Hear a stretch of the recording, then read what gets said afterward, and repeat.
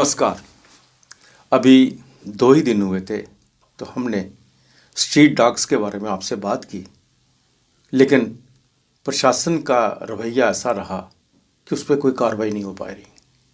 नतीजन परसों एक बड़ी दुख भरी घटना घटी। एक लेबरर मजदूर अपने पेट को पालने के लिए काम कर रही थी। एज यूजुअल 3 महीने का बच्चा उन्होंने वहाँ धूप में लटाया हुआ था। उधर से कुत्ता आता है और बच्चे को उठा के ले जाता है।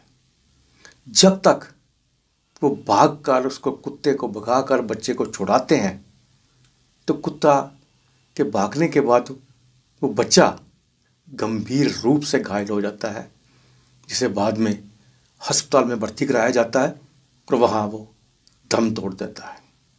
एक गरीब मजदूर जो छत्तीसगढ़ में जम्मू में अपना पेट पालने आए थे, इनकी वजह से, स्ट्रीट डॉग की वजह से अपना बच्चा खो बैठे।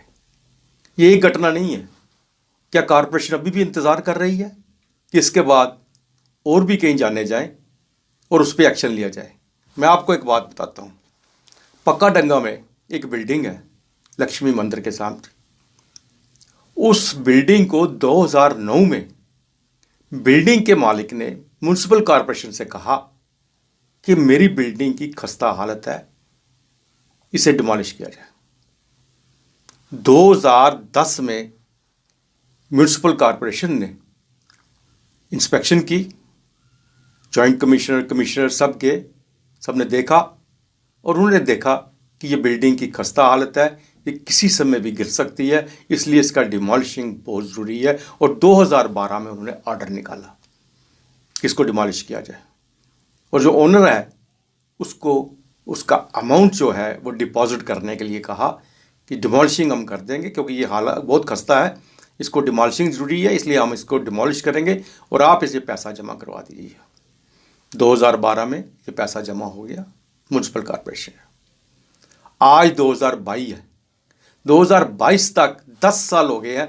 जो 2009 में खस्ता हालत में बिल्डिंग थी, वो 2022 में उसकी क्या हालत होगी वो आप अच्छी तरह अंदाज़ा लगा सकते हैं। कुछ महीने पहले वहाँ एक उसका हिस्सा टूट के गिर गया था, नीचे गाड़ी दब गई थी। अब इतनी अनसेफ है कि वहाँ कुछ भी दुर्घटना कभी भी हो सकती है। लेकिन 2012 की फाइल म्युनिसिपल कॉरपोरेशन से कहाँ चलेगी, कोई पता नहीं। किसी ने कोई एक्शन नहीं लिया। पैसा जमा है, देख रहे हैं कोई हादसा होगा, 2 4 5 मरेंगे, फिर उसके बाद हम कार्रवाई कर लेंगे। इनका क्या बिगड़ता है? लेकिन वहां पे कमिश्नर जब आई अग्नि लवासा, जैसा आप जानते हैं कि उनका काम करने का नजरिया एक अलग सा है। वो जब भी कोई चीज़ गलत देखती है उस पर कार्रवाई करती है। उनके पास अप्रोच की गई कि ये बिल्डिंग अनसेफ है, इसे डिमोलिश किया जाए। लेकिन बदकिस्मती ये देखो, वहाँ फाइल ही कोई नहीं थी इसकी।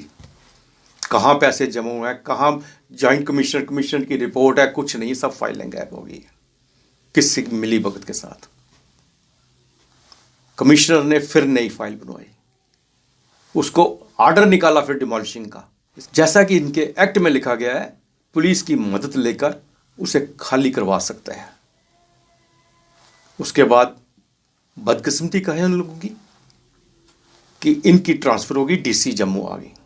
फाइल फिर दब के रह गई, क्योंकि उस दुकान के अंदर एक जेनसेट लगा हुआ किसी का। जिसका जेनसेट लगा है वो आदमी अप्रोचेबल है। किस तरह की अप्रोच कर रहा है कि वो किसी ना किसी तरह से वो जेनसेट उसका वहां लगा रहा है। बहुत परेशान होके आखिर एलजी साहब के ऑफिस में उन्होंने एक एप्लीकेशन डाली कि हमारी ये पोजीशन है। और एलजी साहब ने जब जवाब मांगा, हैरानगी की बात है, उस जवाब में यही कहा गया कि हमने ऑर्डर कर दिया डिमोलिशिंग के लिए, हमने फोर्स के लिए भी पुलिस को लिखा है कि हमें मदद चाहिए, हमने खाली करने के लिए भी नोटिस दिया है। अगर नहीं खाली करते, जैसा कि हमारे एक्ट में है, हम इसे जबरन भी खाली करवा सकते हैं, पुलिस की मदद से उसे खाली करवा सकते हैं ताकि कोई बड़ा हादसा ना हो। लेकिन हमारी मजबूरी ये है कि इस वक्त दिवाली का सीज़न है। दिवाली के दिन में बाज़ारों में रश ज़्यादा है और दिवाली के बाद हम इसे डिमोलिश कर देंगे।